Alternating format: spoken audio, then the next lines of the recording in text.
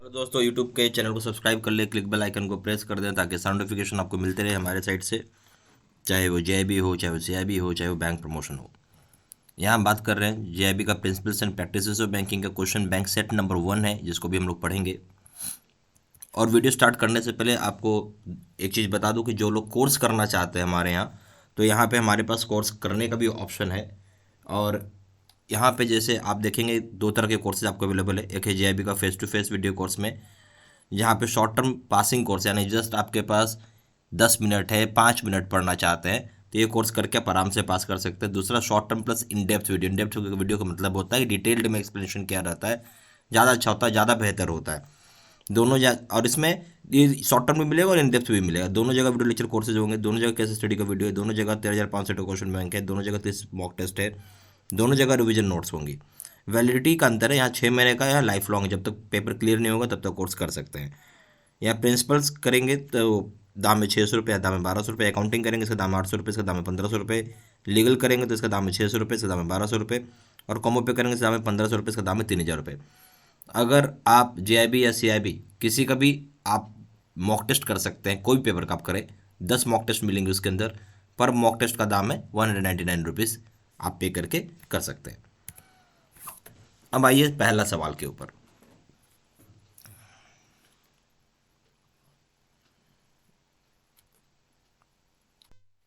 पहला सवाल देखिए बोलता है कि dash is a set of values, beliefs, goals, norms and ways of solving problems by the members of the organisation. ठीक है, बोलते हैं सेट ऑफ वैल्यूज होती है, बिलीव्स होती है, गोल्स होता है, नॉर्म्स होता है, तरीका होता है जिसके हेल्प से प्रॉब्लम को सॉल्व करता है जो मेंबर होती है ऑर्गेनाइजेशन में उसका। तो उससे पहला पॉइंट दिया हुआ है कि वो हो सकता है कॉर्पोरेट कल्चर हो सकता है ऑर्गेनाइजेशन कल्चर हो। ये पॉइंट है, पहला पॉइंट क्या है, कॉर्पोरेट कल्चर। दूसरा पॉइंट क्या है, ऑर्गेनाइजेशन कल्चर आपका। ठीक है, आप यहाँ देखेंगे सबको यहाँ देखिए, तो क्या पूछ रहा है, क्या सेट ऑफ वैल्यूज़ होंगी, बिलीव्स होंगी, गोल्स होगा, नॉर्म्स होगा, और किस तरीके से हम प्रॉब्लम को सॉल्व कर सकते हैं जो भी ऑर्गेनाइजेशन में मेंबर्स होते हैं। तो एक पॉइंट दे दिया भाई कॉर्पोरेट कल्चर हो सकता है, दूसरा पॉइंट दे दिया इन्होंने ऑर्गेनाइजेशन कल्चर। अब आपको थोड़ा सोच के बताना है क्या होगा क्या नहीं होगा। तो पहला पॉइंट है, सॉरी ए ऑप्शन है ओनली वन, सिर्फ कॉर्पोरेट कल्चर हो। दूसरा है B option only two and organisation culture. तीसरा है आइदर 1 और 2। डी ऑप्शन है बोथ 1 and 2। अब आपको इसमें सोच के बताना है कि क्या कौन सा कल्चर होगा, तो सोचिए फिर बताइए। 30 सेकंड का समय लीजिए, 30 भी नहीं, 10 सेकंड का समय लीजिए, 15 सेकंड का समय लीजिए, सोच के बताइए।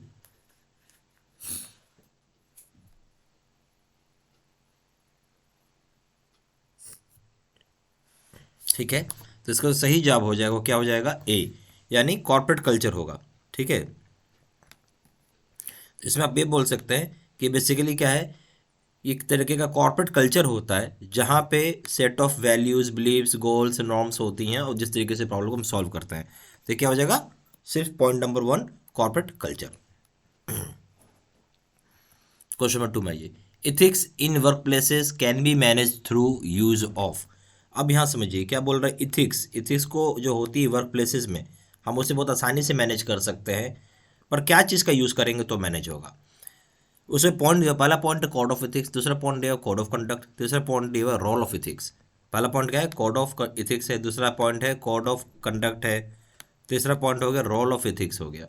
आप बताइए सोच के इसमें से क्या सही ऑप्शन होगा। तो इथिक्स जो होता है वर्क प्लेस से बिल्कुल मैनेज कर सकते हैं, और आपको क्या यूज़ करना होगा वो आपको सोच के यहाँ पे जवाब देना पड़ेगा। तो ए यहाँ जो ऑप्शन हो जाएगा, सही ऑप्शन हो जाएगा, वो क्या होगा वो आपको बताना है। A option they only 1 and 2, B option they only 1 and 3, C option they only 2 and 3, D option they 1, 2 and 3। तो सोच के जवाब दीजिएगा, तब आपको आंसर इसका मिल पाएगा।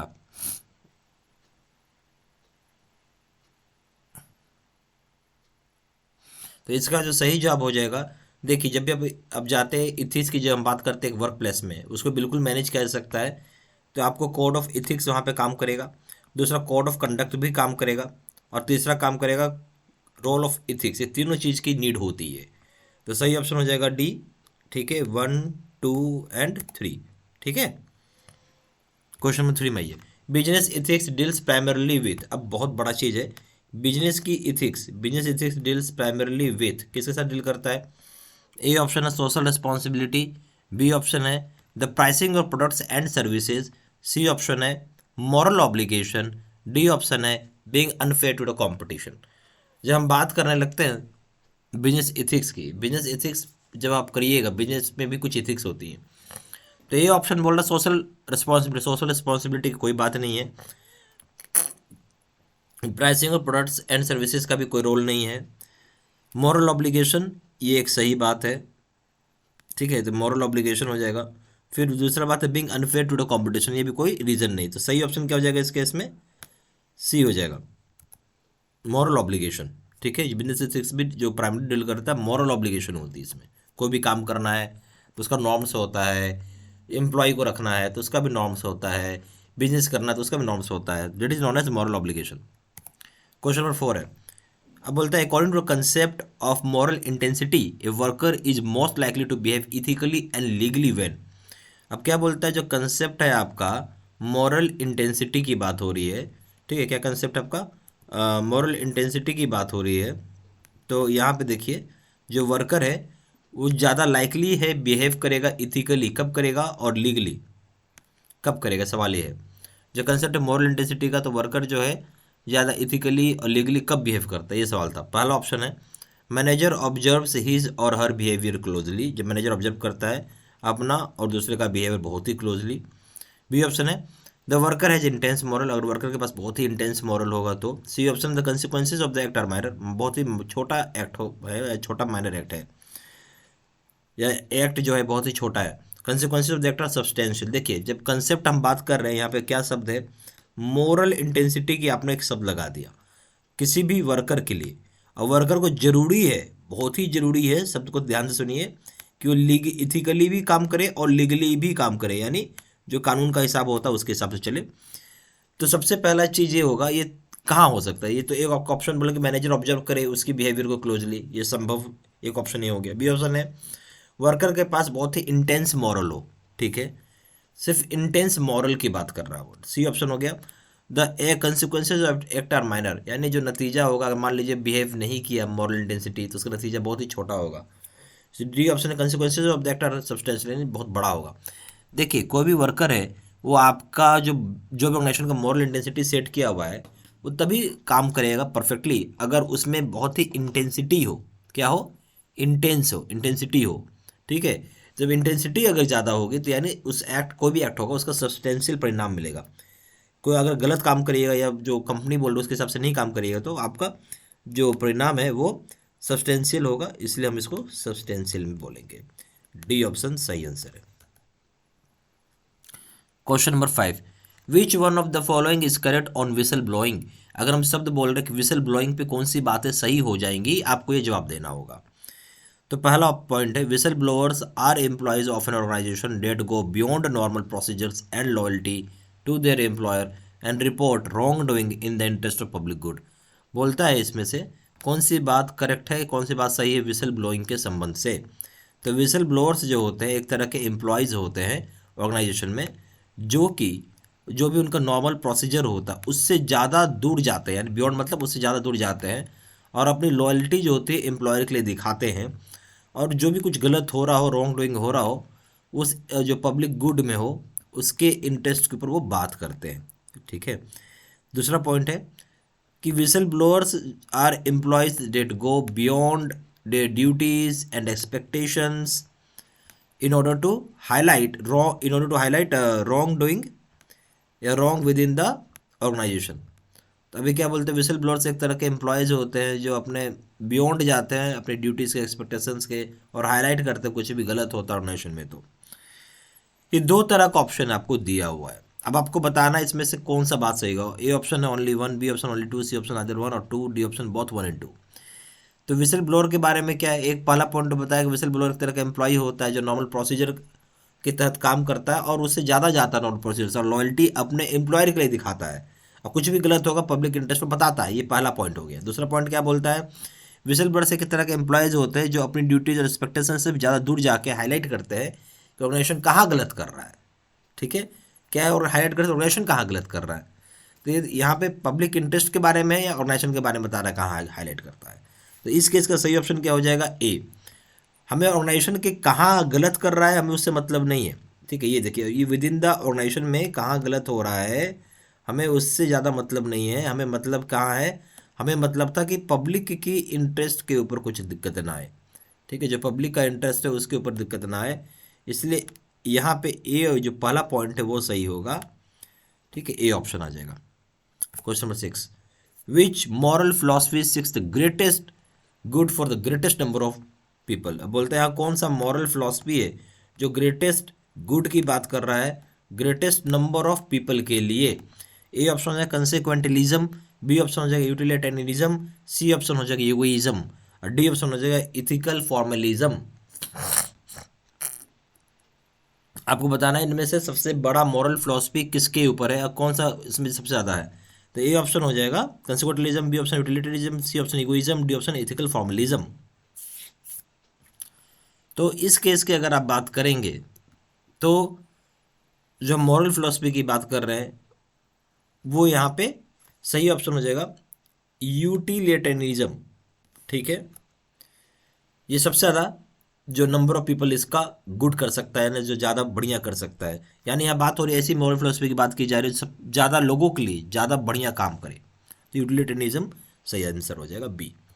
क्वेश्चन नंबर 7 है codes of conduct and codes of ethics. यहाँ देखिए codes of conduct and codes of ethics के बारे में पूछा जा रहा है। ये क्या है, ए ऑप्शन है are formal statements that describe what an organisation expects from it of its employees. ये क्या है, एक तरह का फॉर्मल स्टेटमेंट है जो कि डिस्क्राइब करता है कि ऑर्गेनाइजेशन क्या एक्सपेक्ट करता है अपने एम्प्लॉयज से। क्या एक तरह का फॉर्मल स्टेटमेंट है जो डिस्क्राइब करता है क्या ऑर्गेनाइजेशन चाहता है अपने एम्प्लॉय से।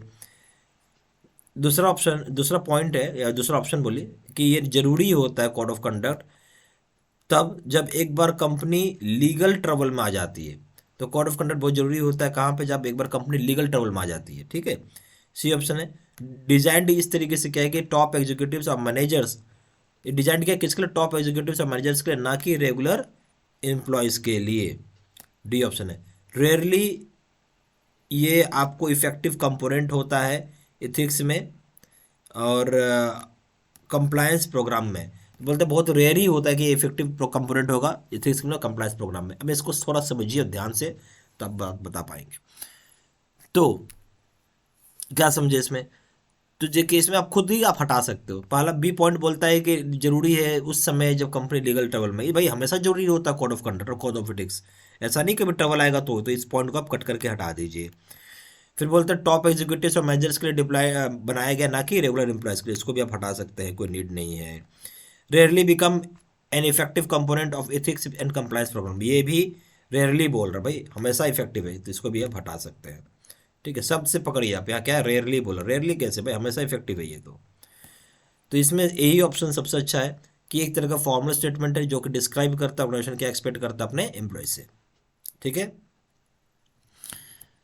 क्वेश्चन नंबर 8 भाई इथिक्स मीन्स, इथिक्स का मतलब क्या होता है, समझ मारी बात, इथिक्स का मतलब क्या होता है वो पूछ रहा है। पहला ऑप्शन दिया कैरेक्टर, दूसरा ऑप्शन नहीं, पहला पॉइंट है कैरेक्टर, दूसरा पॉइंट है मैनर, तीसरा पॉइंट है आपका कस्टम। तो इसमें से कौन सा सबसे बढ़िया है, तो सबसे पहला पॉइंट हो जाएगा आपका ओनली 1 and 2, दूसरा पॉइंट हो जाएगा 1 and 3, तीसरा हो जाएगा ओनली 2 and 3, दिए 1 2 and 3। जब मिथिक्स की बात करने लग रहे हैं तो यहाँ कैरेक्टर की बात हो रही है, मैनर की भी बात हो रही है और कस्टम की भी बात हो रही है। ऐसा है नहीं कि हम सिर्फ बात कर रहे हैं एक चीज़ का। तो बेसिकली यहाँ पे तीनों पॉइंट सही हैं, तो आपका जो सही ऑप्शन आ जाएगा इस केस में वो क्या हो जाएगा, डी हो जाएगा 1 2 and 3। ओके, क्वेश्चन नंबर 9 में आइए।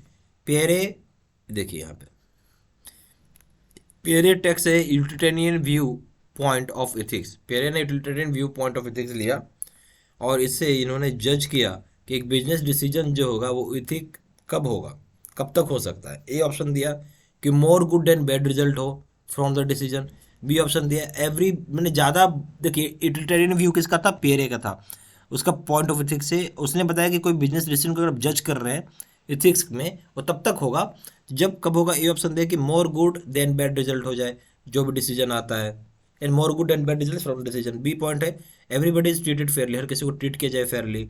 सी ऑप्शन है certain rights are not violated, कुछ राइट्स को वॉलेट ना किया जाए। डी ऑप्शन है he has good character and integrity, उसका कैरेक्टर बढ़िया होना चाहिए और इंटीग्रिटी मतलब एकजुट होना चाहिए। तो यहाँ पे आपकी जो बात हो रही है इसका सही आंसर क्या होगा? देखिए, पियरे का एक सीधा से बात बोलना था, यूटिलिटेरियन व्यू का पॉइंट का मतलब क्या है? ज़्यादा लोगों के लिए ज़्यादा अच्छा हो। खराब हो सकता है, ये नहीं बोले, देखिए 100 लोग हैं, 100 के 100 को तो अच्छा नहीं होगा, 100 में से मान लीजिए 90 लोग के लिए अच्छा और 10 के लिए खराब हुआ।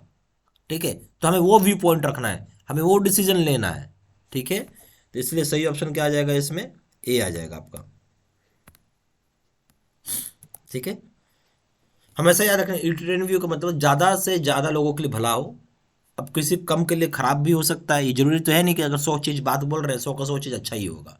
100 में से मान लेते हैं कि 90 लोगों को अच्छा लगा, 10 लोगों को खराब लगा, तो हमें जो 90 लोगों को अच्छा लगा वो पकड़ना है। क्वेश्चन नंबर 10 है, the three major types of ethical issues include except, मतलब 3 मेजर तरह के जो इथिकल इश्यूज हैं वो इंक्लूड किए जाते हैं एक्सेप्ट, किसको छोड़ के? यहाँ देखिए शब्द को एक्सेप्ट बोल दिया, क्या छोड़ के? ए ऑप्शन है कम्युनिकेशन इश्यूज, बी ऑप्शन है सिस्टमैटिक इश्यूज, सी ऑप्शन है कॉर्पोरेट इश्यूज, डी ऑप्शन है इंडिविजुअल इश्यूज। 3 मेजर तरह के इथिकल इश्यूज हैं इंक्लूड किए गए, एक्सेप्ट किसको छोड़ के, वो आपको बताना है। तो पहला कौन सा कम्युनिकेशन इश्यूज है, दूसरा कौन सा सिस्टमेटिक इश्यू है, तीसरा कौन सा कॉर्पोरेट इश्यूज है, और चौथा कौन सा इंडिविजुअल इश्यूज है। सही ऑप्शन क्या हो जाएगा इसमें? कम्युनिकेशन इश्यूज को ये बता रहे हैं कि एक मेजर जो 3 तरह का जो आपका इथिकल इश्यूज होता है, तो बेसिकली कम्युनिकेशन इश्यूज जो होता है ये किसी भी तरह का इथिकल इशू का पार्ट नहीं है। कम्युनिकेशन इशू क्या है? इथिकल इशू थोड़ी होता है ये। ठीक है, आ, तो यहाँ पे वो पूछा जा रहा है कि बाकी आपका सिस्टमेटिक इश्यू ये होता है, इथिकल इश्यूज का पार्ट है। आपका कॉर्पोरेट इश्यूज इथिकल इश्यूज का पार्ट है, इंडिविजुअल इश्यूज इथिकल इश्यूज का पार्ट है। तीन के तीनों जो है ना आपके इथिकल इश्यूज के पार्ट है। बट कम्युनिकेशन इश्यूज किसी तरह के इथिकल इश्यूज का पार्ट है। कम्युनिकेशन का आप एक आदमी से दूसरे आदमी से कम्युनिकेट करना चाहते हैं, इसमें किसी भी तरह कोई इथिकल का या इथिक्स का कोई रोल होता ही नहीं है।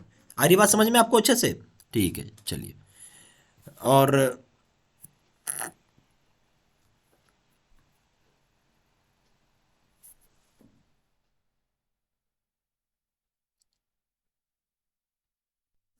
और जो लोग यहाँ पे कोर्स करना चाहते हैं वो कोर्स भी कर सकते हैं। ठीक है, यहाँ पे दोनों तरह का कोर्स है। एक है आपका शॉर्ट टर्म पासिंग कोर्स, जहाँ मान लीजिए आपको मात्र 10 ही मिनट दे के पढ़ाई करना है, 5 मिनट दे के पढ़ाई करना है, ये बहुत बढ़िया कोर्स है। चाहे एक दिन में कोर्स खत्म करना हो तो इसके लिए सबसे अच्छा ये कोर्स है। और एक दूसरा short term plus in depth. In depth का मतलब डिटेल्ड वीडियोज़ होती हैं, ज़्यादा एक्सप्लेनेशंस होती हैं और ज़्यादा बढ़िया भी होता है। तो यहाँ शॉर्ट टर्म भी मिलेगा और इन डेप्थ भी मिलेगा। दोनों जगह वीडियो लेक्चर कोर्सेज होते हैं, दोनों जगह केस स्टडी का वीडियो है, दोनों जगह 13,500 का मॉक टेस्ट है, दोनों जगह 30 मॉक टेस्ट है, और दोनों जगह रिविजन नोट्स है। यहाँ पे अंतर है 6 महीने की वैलिडिटी है या लाइफ लॉन्ग वैलिडिटी होती है। यहाँ पेपर वन करेंगे प्रिंसिपल्स करेंगे इसका दाम है 600 रुपये, इसका दाम है 1200 रुपये। अकाउंटिंग करेंगे इसका दाम है 800 रुपये, इसका दाम है 1500 रुपये। लीगल करेंगे इसका दाम है 600 रुपये, इसका दाम है 1200 रुपये। कॉमो पे करेंगे इसका दाम है 1500 रुपये, इसका दाम है 3000 रुपये। और सिर्फ मॉक टेस्ट करने का इच्छा है, चाहे जेआईबी का हो चाहे सीआईबी का हो, पर पेपर आप मॉक टेस्ट कर सकते हैं, या चाहे कॉमो पैक भी ले सकते हैं, उसका दाम है 199 रुपीज़। जहाँ जानकारी के लिए फ़ोन भी कर सकते हैं। फ़ोन नंबर हो गया 4x9685127, दूसरा नंबर है 7827546946। और वेबसाइट में भी जाकर डायरेक्टली ऑनलाइन ऑर्डर प्लेस कर सकते हैं। वेबसाइट हो जाएगा www.jibstudymaterial.com। ईमेल आईडी हो जाएगा seedsina123@gmail.com। अगर वीडियो अच्छा लगा हो तो लाइक जरूर करिएगा। चैनल पहली बार आए चैनल को सब्सक्राइब करिएगा। धन्यवाद।